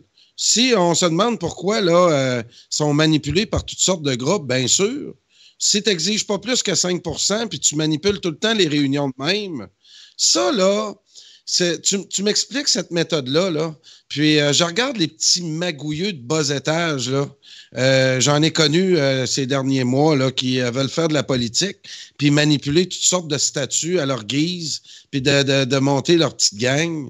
Je nommais pas de nom à soir, mais tu vois-tu cette culture-là, Alexandra? Ce que tu viens de me dire là, c'est des choses qui m'écœurent. C'est vraiment, on joue avec la démocratie. Puis, on a appris avec DMS aussi dans leurs vidéos, puis avec Georges Tremblay, toutes les manipulations de ces groupes-là de gauche antifa qui occupent nos universités puis nos cégeps, puis ont des gens qui sont rémunérés justement pour prendre le contrôle de ce genre d'organisme-là. On nous explique... Ça me fait penser. Le chiffre que j'ai, puis je te laisse parler après, Hugo, puis moi, ce chiffre-là m'a frappé. 5 $ à la Concordia, 40 000 étudiants qui donnent 5 $ à leur association étudiante, ça donne 200 000 $. Puis à 200 000 $, là, pour emmener une gang de voyous à perturber notre démocratie, là, c'est ça qu'on apprend aussi et qu'on a hâte de voir des changements. Puis ce que tu me dis, Alexandra, ça me fait espérer. Mais le plus drôle là-dedans, c'est que justement, la plupart des étudiants à l'UQAM ne savaient pas comment ça fonctionnait. Puis ils sont allés voir ces associations-là pour qu'ils leur expliquent les règles de ces réunions-là. Puis justement, les personnes de l'association disaient, tu sais, la différence, c'est que nous, on s'implique, c'est pour ça que ça passe. Puis ils savaient, puis ils comprennent, là. Ils sont très... tu sais, ils ont beaucoup de conscience de soi. Mais moi, la seule façon que je verrais de régler ça, c'est que ça donne des crédits de s'impliquer dans son association étudiante. Sinon, il y a toujours une gang de matamors qui vont profiter du système. Je suis très d'accord avec toi. Ça, c'est une bonne idée que tu as là, parce qu'au lieu d'avoir toujours 2 cours hors bac, là, hein, moi, quand j'ai étudié pour devenir enseignant, fallait prendre 2 cours qui ne sont pas en histoire ni en enseignement. Puis, au lieu de ça, on pourrait prendre un de ces 2 cours, de ces crédits de ces 2 cours-là, parce que ça doit exister encore. Puis, effectivement, d'apprendre comment fonctionne notre système politique. C'est dans des associations étudiantes aussi qu'on comprend comment des gens manipulent une réunion. Puis on les voit, là, les Québec solidaires, les organisateurs qui sont payés pour occuper ces espaces-là, ont des formations là-dessus. Donc, manipulent des groupes qui, eux autres, étudient en médecine, étudient en comptabilité. Ils prennent pas le temps de comprendre ce genre d'organisation-là qui les gère. Puis pourtant, c'est la responsabilité de tout le monde. Puis si personne s'en occupe, puis si tout le monde met ça entre une minorité de politiciens, ben ça fait une société, des fois, là, où ça vote effectivement Québec solidaire puis NPD encore. Qu'on ait là, au Québec, 35,4% qui veulent voter pour le Parti libéral, puis 10,6% pour NPD. C'est là que je me dis qu'on a beaucoup de travail à faire au Québec. Mais on dirait que dans toutes les organisations, là, que ce soit syndical, les organismes, les partis politiques, c'est toujours un peu les mêmes structures organisationnelles. Puis même dans les organisations dites socialistes, là, comme les organisations étudiantes gauchistes, je vois que c'est vraiment des structures encore qui sont toujours pensées pour la clique. Que ça soit une minorité qui contrôle une majorité, puis que la minorité soit jamais renversable. Donc, oui, vraiment... selon la gauche, c'est tout le temps la population qui ne comprend pas. C'est ça. Puis les statuts règlements, c'est fait par des avocats. Puis quand Citoyens au pouvoir, ils avaient refait le statut règlement, ils les avaient bien étudié, puis c'était encore les mêmes types de structures qui sont super étanches, puis qui sont antidémocratiques. Ah oui, c'est ça qui est drôle. Ça se veut démocratie, puis ça prononce le pouvoir du peuple par le peuple. Puis, as-tu entendu parler du congrès de justement Citoyens au pouvoir qui était supposé d'avoir lieu au mois de juin? Bref, on n'en parlera pas, là, on n'a pas entendu parler. Puis, donc, toi, Alexandra, qu'est-ce que tu penses de ça? Le congrès des Citoyens au pouvoir? Non, pas de Citoyens au pouvoir, mais des gens qui manipulent. C'est toujours la même chose, hein? On dirait que les mêmes phénomènes, quand il y a des nouveaux partis qui se montent, ou on a souvent peur de l'extérieur. On pense que tout le monde est contre nous autres. Regarde ce que Maxime Bernier là, nous a fait comme première apparition au Québec. Il reproche aux médias là, d'avoir contourné les questions, de ne pas avoir posé les bonnes questions. Puis, pourtant, quand c'est Trudeau qui rencontre les mêmes journalistes, là, on leur reproche de ne pas avoir posé. C'est toujours les journalistes qui ont tort aussi en même temps. Puis moi, j'en laisse puis j'en prends là-dedans. Les organisations comme Citoyens au pouvoir, comme d'autres partis là, que je nommerai pas de nom, ils vont souvent là, se regrouper à un petit groupe, puis ils vont essayer là, ensuite de contrôler juste avec le petit groupe. Puis ce que je remarque, c'est souvent juste l'ego qui les mène. C'est vraiment un ego trip. Catherine Dorion, si vous voulez comprendre pourquoi elle réagit de même, je pense qu'elle est dans un gros ego trip. Puis, de voir ces gens-là manipuler leurs propres partisans, leurs propres membres. Le dernier congrès de Québec solidaire a été très pénible côté démocratique. Les dernières semaines à Québec solidaire ont été très, très pénibles aussi. On essaie, là, Sol Zanetti, il y a 2 semaines, a giflé l'ancien Sol Zanetti a giflé le Sol Zanetti d'aujourd'hui. Puis Catherine Dorion de son bord, là, on n'entend pas parler de Manon Massé trop, ni Gabriel Nadeau-Dubois.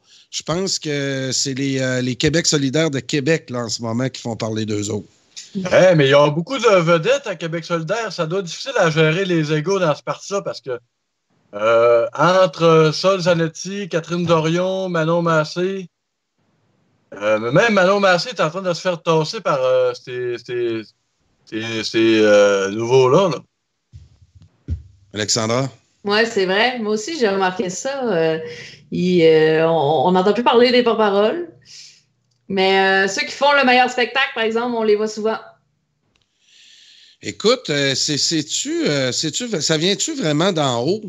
C'est-tu vraiment Catherine Dorion qui pense à ça tout seul? Puis Sol Zanetti, lui, il y a 2 semaines, il s'est vraiment fait pogner. Vraiment, la répartie là, de la madame là, qui l'a citée, elle a mis d'en face une citation qu'elle a faite quelques mois auparavant. C'était vraiment juteux. Mais Catherine Dorion, là, ce qu'elle fait depuis le début, j'aimerais ça aussi que nos clavardeux nous donnent leur avis là-dessus. Ça vient-tu d'en haut? Ou c'est vraiment Catherine qui prend des... est-ce que Manon Massé se lève le matin puis en lisant son journal, elle dit « Non, Catherine n'a pas fait ça encore. Non, Catherine nous a pas...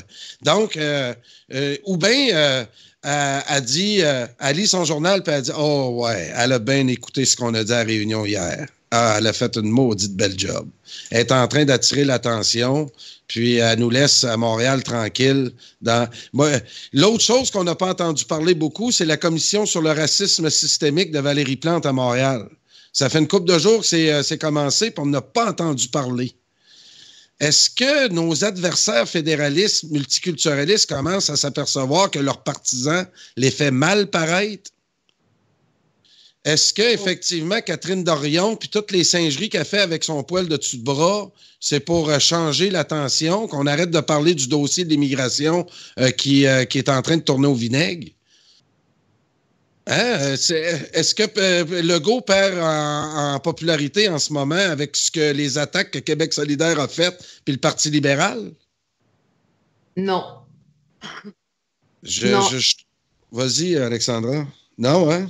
Non. C'est vraiment, c'est comme Hugo dit, Québec solidaire, c'est pour les petits cégepiens impressionnables. Mais la population qui travaille, qui paye ses impôts, qui ont des familles, eux autres, ils sont à 100% derrière Legault. Ah oui. Mais ça, c'est comme la page de Facebook de l'UQAM que je t'ai parlé tantôt, c'est la majorité silencieuse. Oui, puis qui s'est exprimé, la majorité silencieuse, aux dernières au provincial.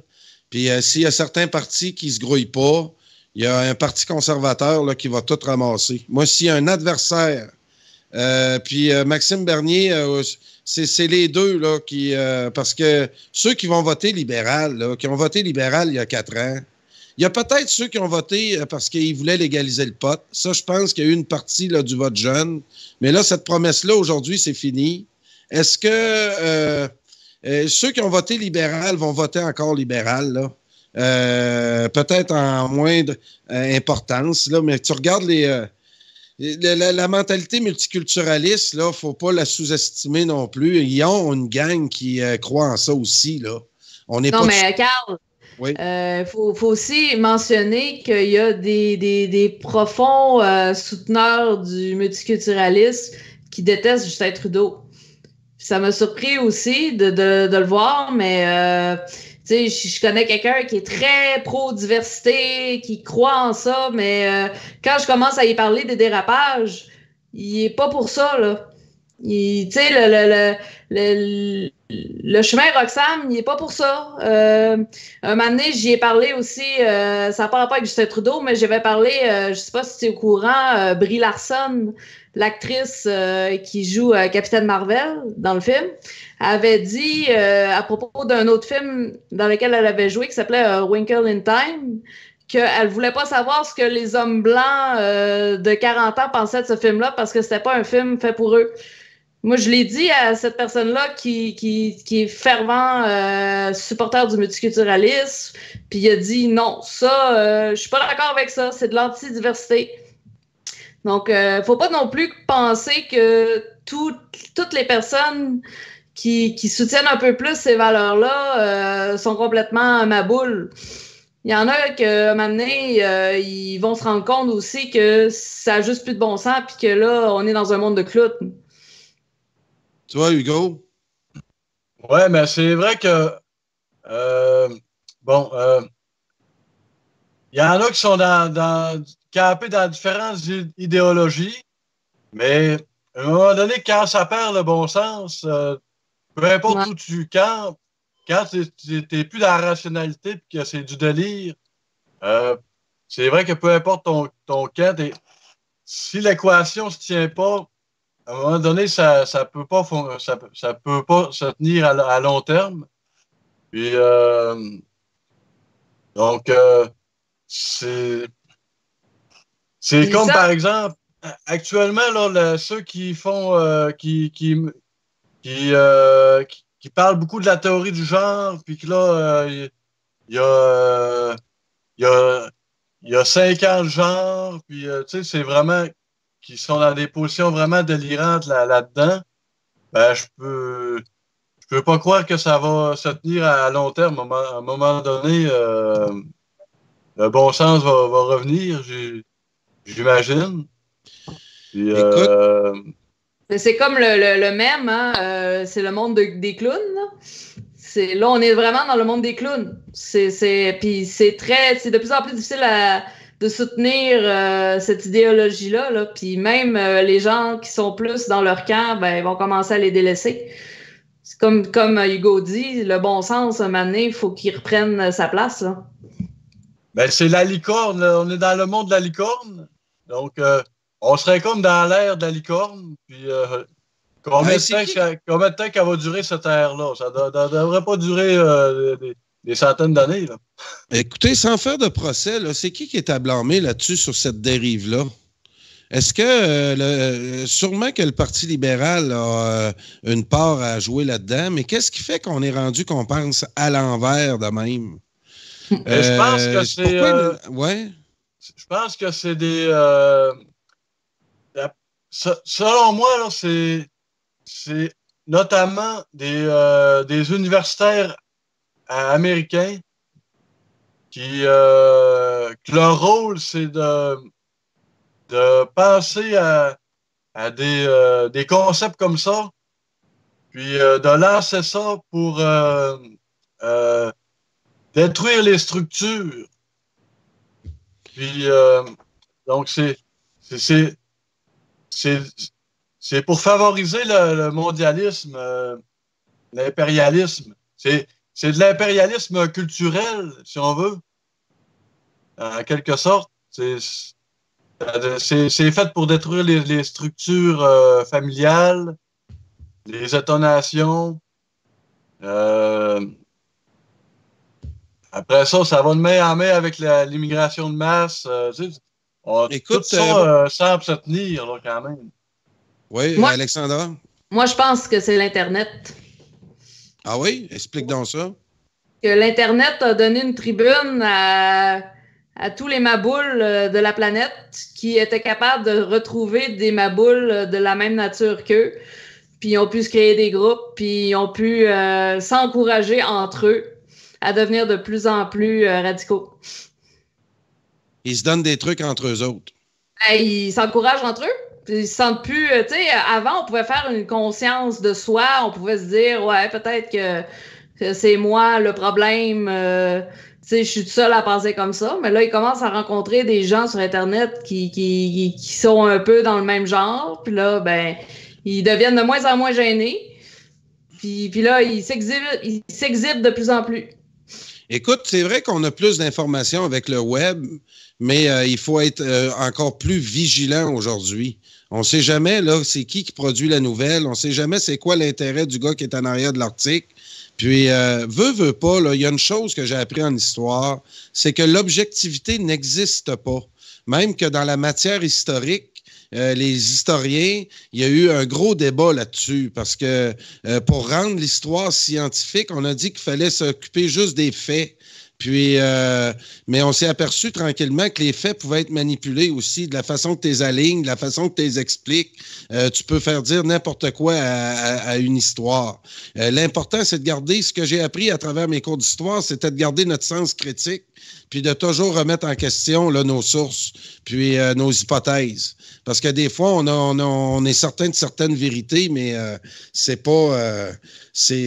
donc, qu'est-ce que je voulais dire donc là-dessus? Alexandra, on disait quoi? Excuse-moi, là, il est 23h54, il reste 5 minutes. Oui, mais dans le fond, mon intervention sur l'Internet, c'était surtout pour...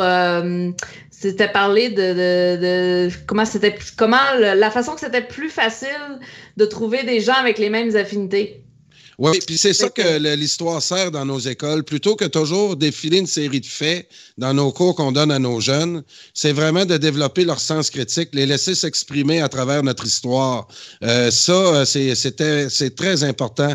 Les profs d'histoire qui réussissaient à nous faire parler de notre histoire, c'était souvent ceux-là qui étaient les meilleurs. Puis, donc, de développer notre sens critique. Écoutez, il nous reste 5 minutes, les amis. Je voulais, vous savez que le jeudi, on remet toujours un prix de Steinbeu, c'est-à-dire un adversaire ou quelqu'un qui s'est démarqué pendant la semaine et qui a servi la cause du Québec. Puis, j'aurais aimé ça avoir de votre côté, là, en fait, cette semaine, qui s'est démarqué le plus. Je pense que, je dirais pas de nom, là, je dirais le mien après les deux vôtres. Essayez donc de me dire un peu qui a marqué l'actualité cette semaine, qui mériterait le prix Steinbeu. L'aisselle de Catherine Dorion.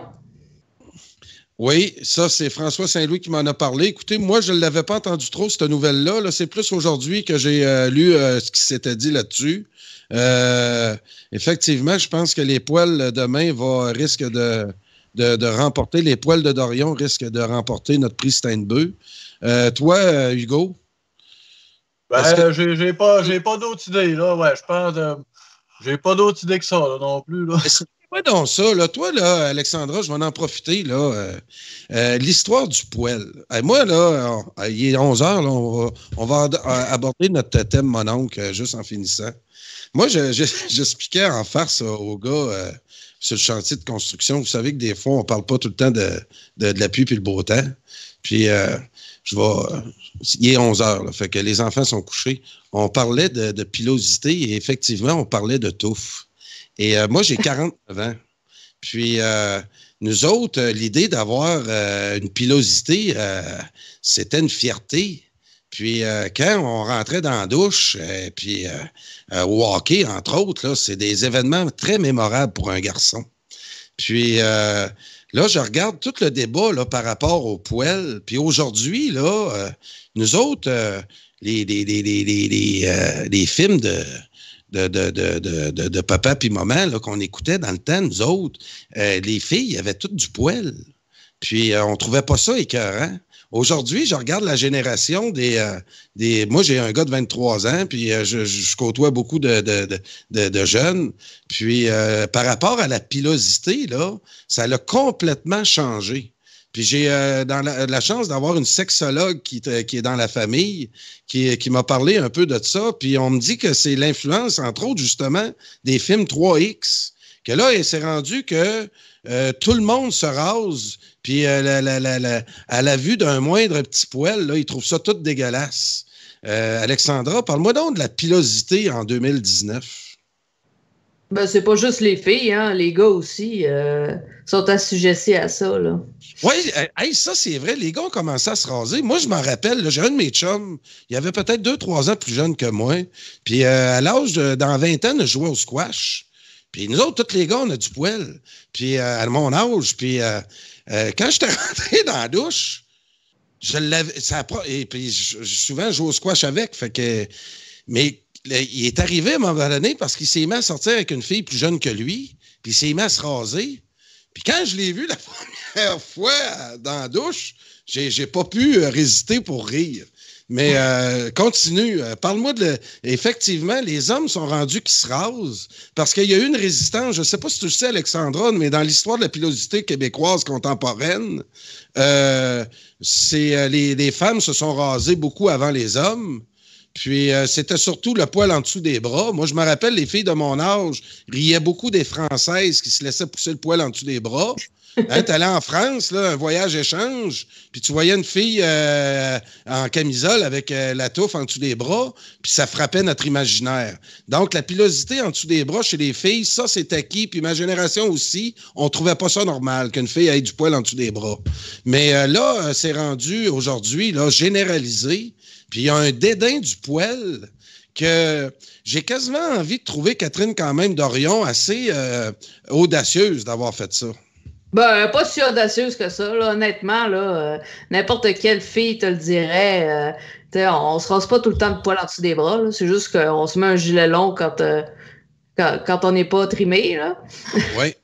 Puis c'est pas mal juste le chum qui le sait, là. Mais tu sais, c'est ça, pas... c'est ça. On n'est pas on n'est pas si opprimé que ça, là.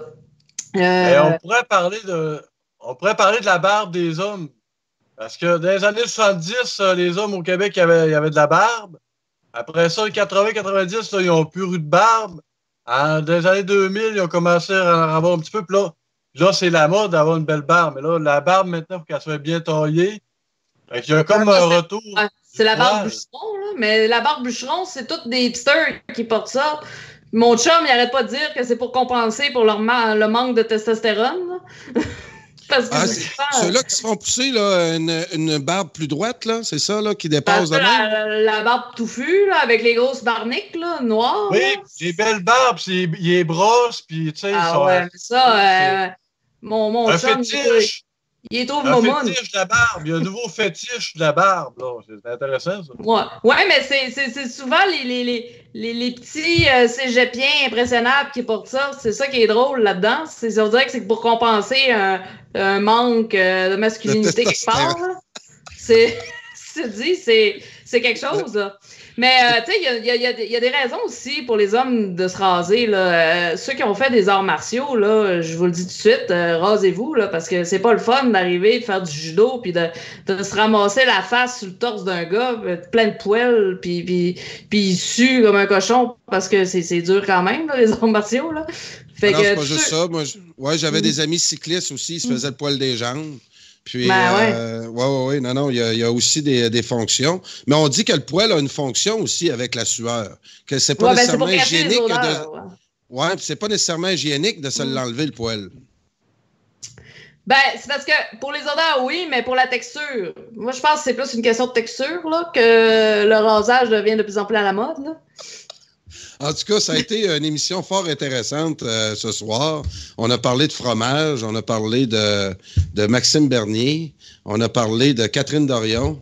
Hey, on a dit qu'on ne voulait pas en parler hier, moi et François, du dessous de bras de Catherine Dorion. Puis je vois que ça a quand même capté notre imagination. On s'est encore fait attraper aujourd'hui. Mais dans le fond, la seule chose qu'elle a faite, c'est de porter un t-shirt quand elle ne l'a pas fait, son poil. Là. Oui, c'est ça. Là, il y a plein de femmes qui le font pas. Oui, puis Catherine Dorion l'a fait cette année, mais sur Facebook, l'année passée, il y en avait eu un défilé là, de poils en dessous des bras là, que plusieurs ont...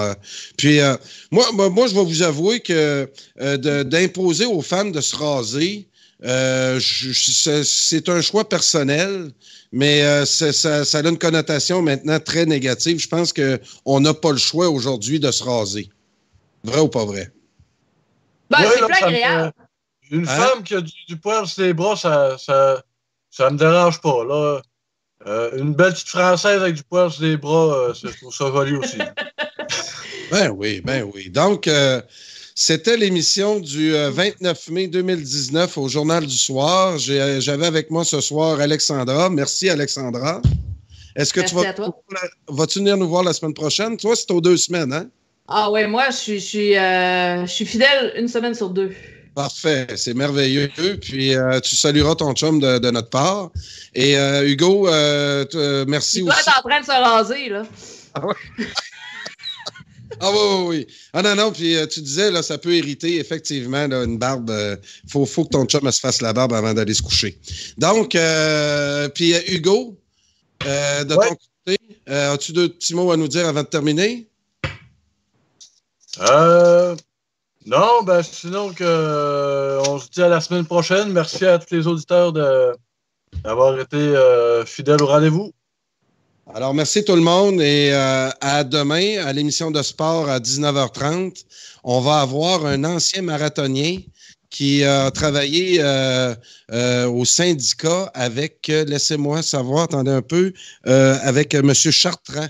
Daniel Saint-Hilaire est en train de nous travailler une entrevue avec un monsieur ultra-nationaliste qui a travaillé au CN. Un monsieur assez connu là, dans le mouvement nationaliste. Je me rappelle pas de son nom. Demain à l'émission aussi, vous savez qu'à Radio Infocité, on est très au fait des nouveaux partis indépendantistes émergents actuellement. Et demain, je vais avoir en entrevue au Journal du Soir M. Ronald Sirard de Québec, qui s'est impliqué beaucoup dans l'organisation de la capitale nationale là-bas à Québec.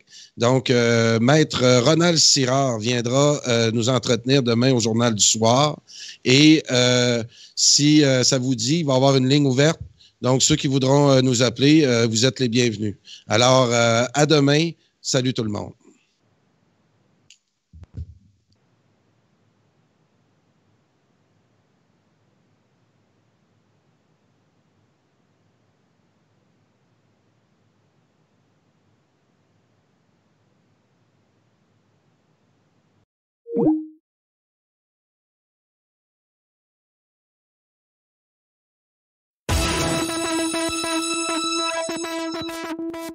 C'était le Journal du Soir, au micro de radioinfocité.com. Pour tout commentaire, nous vous invitons à nous écrire info@radioinfocité.com.